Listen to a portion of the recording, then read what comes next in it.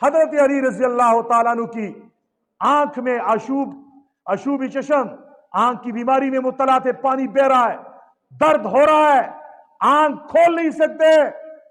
حضرت علی اپنی آنکھوں پہ ہاتھ رکھے ہوئے حضور کے پاس آ گئے، کہنے لگے لبیک، میں حاضر ہوں اللہ کے نبی، کیا حکم دے رہے ہیں؟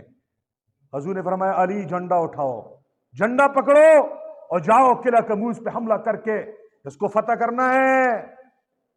علی رضی اللہ تعالیٰ عنہ کہنے لگے اللہ کے نبی، آپ نے مجھے مشکل محاذ پہ بھیج رہے ہیں، میری آنکھوں میں آشوب ہے، میں تو آنکھ کھول نہیں سکتا، میری آنکھیں دکھ رہی ہیں۔ اللہ کے نبی یہ جھنڈا کسی اور کو تھما دیجئے جو اس کا اہل بھی ہو۔ حضور نے فرمایا علی جھنڈا اٹھاؤ، جھنڈا پکڑو، میں جو کہہ رہا ہوں وہ کرو۔ علی کے ہاتھ میں جھنڈا آ گیا، ایک ہاتھ سے اپنی آنکھ کو مل رہے ہیں، آنکھ کی تکلیف کی وجہ سے کرا رہے ہیں۔ حضور پاک صلی اللہ علیہ وسلم نے اپنا لعاب اپنی انگشت کے ساتھ لگایا، علی کی آنکھ پہ یوں ملا، علی کی آنکھ ٹھیک ہو گئی، ایسے ٹھیک ہو گئی، ساری تکلیف ختم ہو گئی۔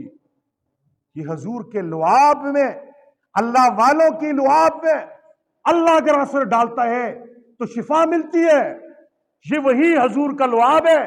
غار سور ہے، ابو بکر صدیق کی ایڑی ہے، سانپ نے ڈسا ہے، ناگ نے ڈسا ہے، زہر چڑھ گیا ہے، ابو بکر کی آنسو بہ رہے ہیں، حضور کے چہرے پہ ٹپک رہے ہیں، فریاد روکے ہوئے ہیں، آنکھیں بے قرار ہو کے آنسو بہا گئی۔ حضور بے اٹھے، ابو بکر کیوں رو رہے ہو؟ فرمایا سانپ نے ڈسا ہے۔ حضور نے یہی لعاب لگایا، ابو بکر کی ایڑی سے زہر ختم ہو گیا۔ یہ وہ لعاب ہے۔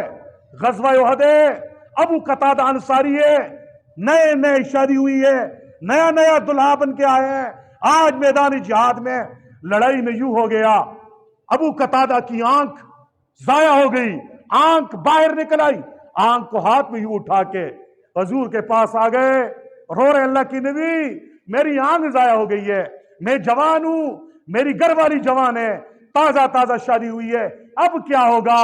وہ تو مجھ سے نفرت کرے گی۔ حضور نے فرمایا ابو قتادہ صبر کرتے ہو؟